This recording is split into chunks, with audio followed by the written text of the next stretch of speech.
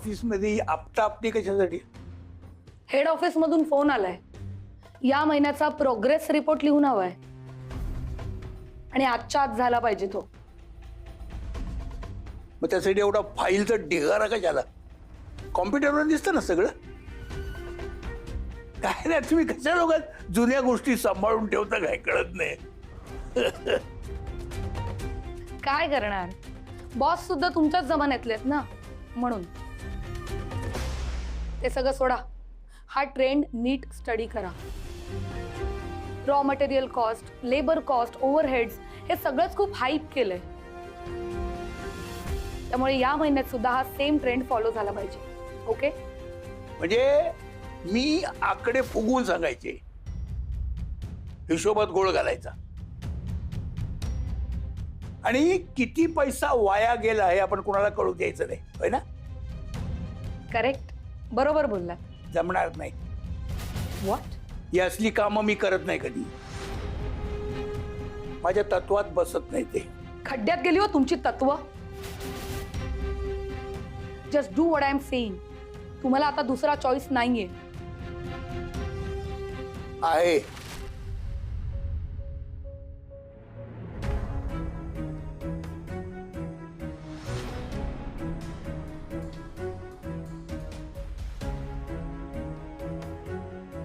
माझा राजीनामा आहे. खिशात ठेवूनच फिरत असतो मी हल्ली. 2 सेकंद लागतील याच्यावर तारीख टाकायला. गायधनी सोडून गेलेत. आता मी सोडून गेलो तर कंपनी तुम्हाला प्रश्न विचारेल आणि तुमच्या लिडरशिपवर शंका येईल लोकांना. मला पुन्हा असली कामं सांगायची नाहीत. काय करणार मिस्टर माजगावकर? काय ना, तत्व न पाळणारे आणि पैसा कमवणारी माणसं खूप आहेत आजूबाजूला. तेच तुमच्या भैरवीला जमलं नाही, म्हणून ती आज ऑफिसमध्ये नाहीये आणि मी आहे. आणि काय ना, हे जर काम तुम्ही नाही केलं ना, तर सहज मी दुसऱ्याला करायला देऊ शकते. हे जर तुम्हाला माहित होतं तर माझ्याकडे आलातच कशाला?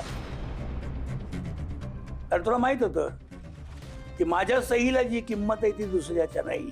फारच कॉन्फिडन्स आलाय तुम्हाला. आणि तुमचा गेलाय.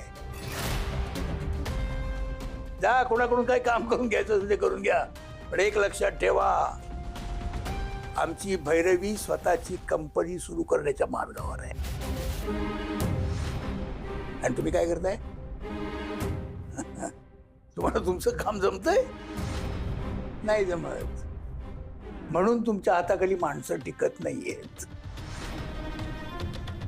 भैरवी यशस्वी होते मॅडम. आता आपली स्वतःची कामं नीट करा, नाही तुमचं काही खरं नाहीये.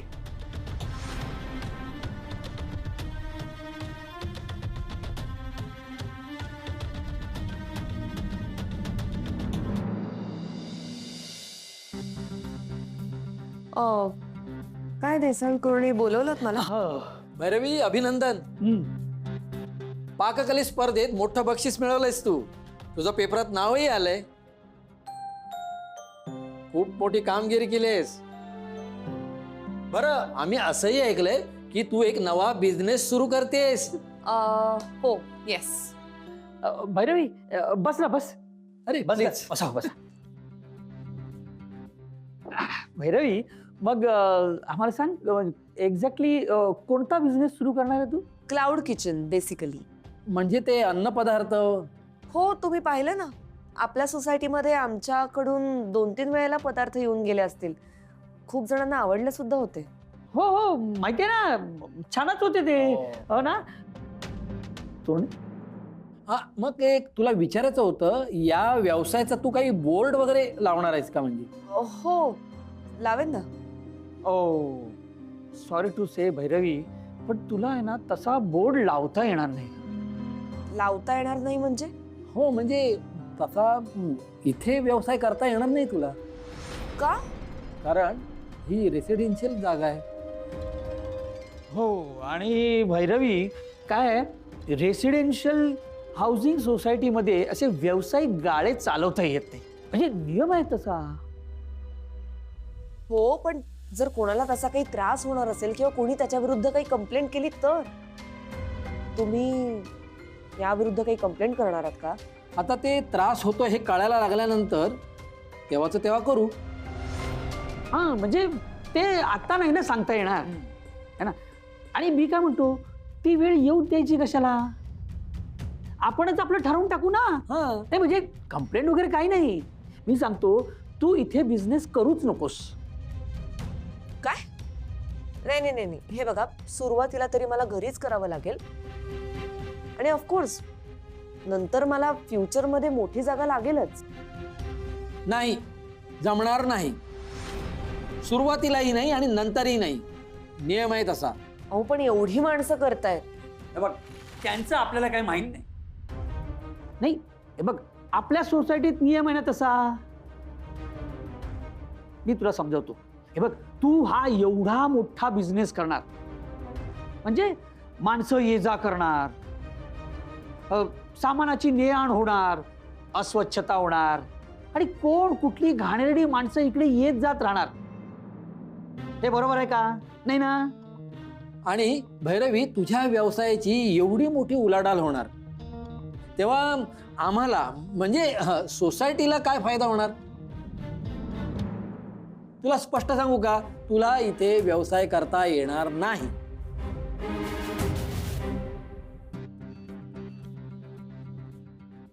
काय ग, कुठे चाललीस? काका अहो, ती हर्षा बघा ना, सकाळपासून डोकं फिरलंय तिचं. आल्यापासून नुसतं आरडाओरडा करते. मी घरी चाललीये काका, मला नाही सहन होणार आता इथे सगळं. अगं पण काय झालंय ते तरी सांग ना. सगळी मूर्ख माणसं भरून ठेवली आहेत माझ्या टीम मध्ये. एकालाही काम धड जमत नाही म्हणून बॉस मला तुमच्यामुळे मला इंडिपेंडेंट प्रोजेक्ट देत नाहीये. एक मिनिट. आरडाओरडा कशाला करतेस तू? तुम्ही तर एक शब्द बोलू नका मिस्टर माजगावकर. हा? वशिल्याचे तट्टू आहात तुम्ही. भजन करत बसायच्या वयात नोकरीला येता, मग इथलं कामाशी जुळवून घेता येत नाही तुम्हाला? आणि तुमच्यासारख्या ह्या लोकांना एकत्र करता, त्यांना सिंपती देता आणि माझ्या विरुद्ध भडकवता. मी? तुम्ही नाही तर कोण? पहिली गोष्ट, इथे मला नोकरी तुम्हीच दिली आहे. दुसरी गोष्ट, मी काम करतो म्हणून कंपनीने मला अजून इथे टिकवलेलं आहे. आणि उगाच कोणाकडून पैसे घ्यायला मी कोणाचे पाय धरायला गेलो नव्हतो कधी. हे बघा मॅडम, तुम्ही तुमचं काम करा. तुम्हाला बॉस बनण्याची मोठी हौस होती ना, पण ते काम जबाबदारीचं आहे आणि ती जबाबदारी घेण्याची कुवत तुमच्यात नाहीये, ते तुम्ही कबूल करत नाही आहात. Oh really? मग ती कुवत भैरवीमध्ये होती असं म्हणायचंय तुम्हाला? बॉस होणं म्हणजे इतरांना नोकर समजणं नसतं हर्षा मॅडम. सगळ्यांना घेऊन चांगलं काम करत एकत्र जाणं असतं. तुम्हाला नाही जमलं आणि जमणारही नाही. भैरवीला जमलं आणि जमणार आहे. चला, मला कोणी कामावरून काढलेलं नाही, तेव्हा मी कामाला लागतो.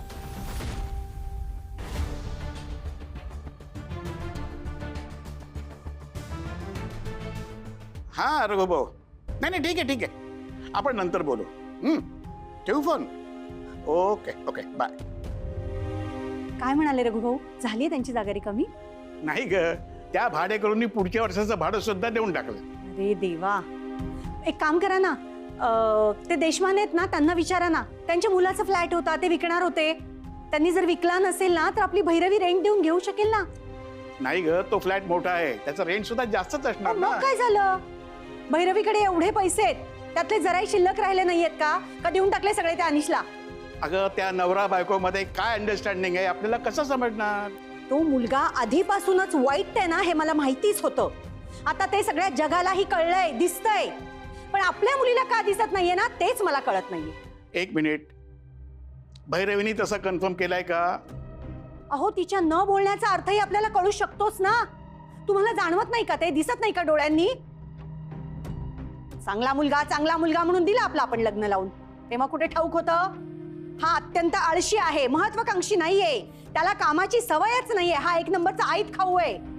आणि आता काय? आपली मुलगी मर काम करणार, पैसे कमवणार आणि हा तिच्या पैशांवर मजा मारणार.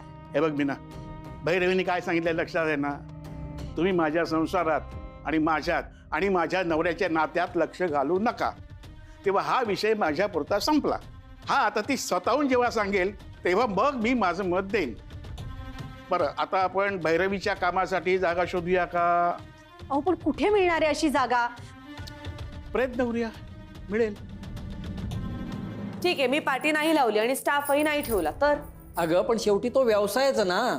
सोसायटीच्या आतमध्ये सामान ने आण करायला टेम्पो आधी येणारच. अहो पण त्याने कुणाचं काय नुकसान होणार आहे? धूळ उडणार, धूळ उडणार ना. बघ आता हे जे ग्राउंड फ्लोअरला राहतात त्यांच्या घराच्या बाहेर धूळ लावणार. आधीच आपल्या सोसायटीत एवढ्या गाड्या आहेत, त्यातल्या अर्ध्या बाहेर करतो. इथे जागा नाहीये, कुंड्या आहे, बेंचेस आहेत, झाडं आहेत.